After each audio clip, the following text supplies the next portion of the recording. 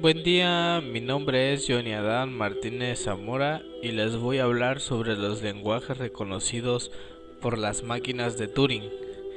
Es importante mencionar que las máquinas de Turing es una de las máquinas más poderosas que existen para la creación de autómatas o reconocedores de lenguajes.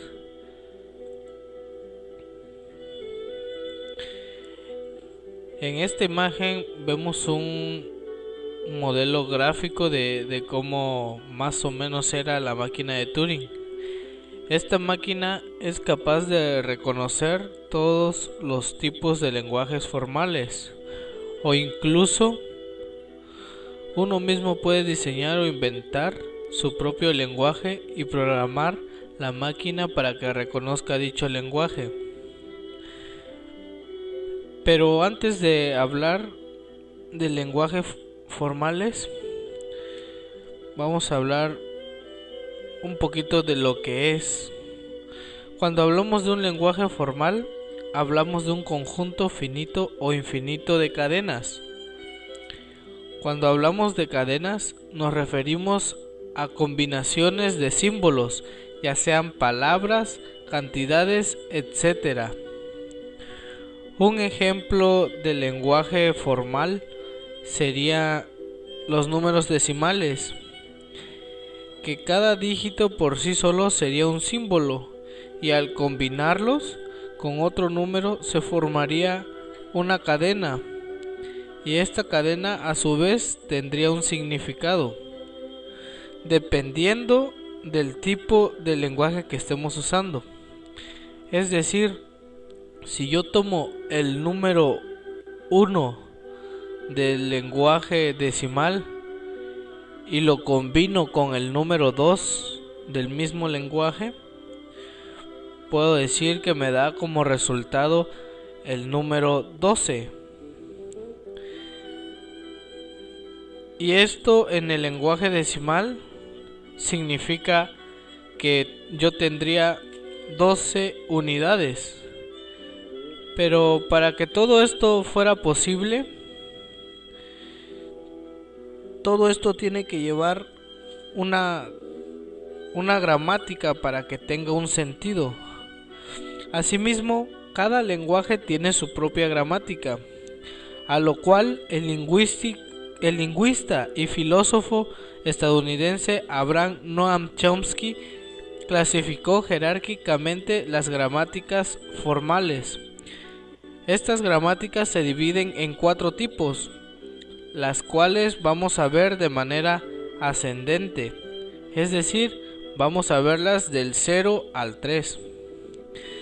También cabe recordar que entre menor es el tipo de jerarquía, mayor es el poder expresivo y más complejidad tiene el lenguaje. Empezaremos así por el lenguaje tipo 0. Esta categoría es un lenguaje sin restricciones, recursivamente numerable. Esto quiere decir que puede parar, rechazar o iterar indefinidamente con una cadena que no pertenece al lenguaje. Esta gramática también es llamada gramática libre. De ahí le sigue la gramática tipo 1 o gramáticas contextuales. Es también un lenguaje formal, siendo esta gramática la menos frecuente, y esta gramática es menos frecuente tanto en la práctica como en la teoría.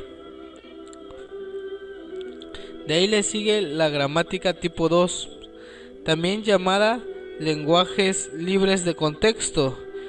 Es un lenguaje formal que puede ser reconocido por un autómata de pila, determinístico o no determinístico. Es decir, mientras una máquina determinista sigue un solo camino, una máquina no determinista tiene un árbol computacional. Si cualquiera de las ramas del árbol finaliza en un estado de aceptación, se dice que la máquina acepta la entrada. Esta gramática tipo 2 también son llamadas gramáticas incontextuales. Y por último tendremos la gramática tipo 3 o gramáticas regulares. Estas describen cómo se pueden generar las cadenas del lenguaje.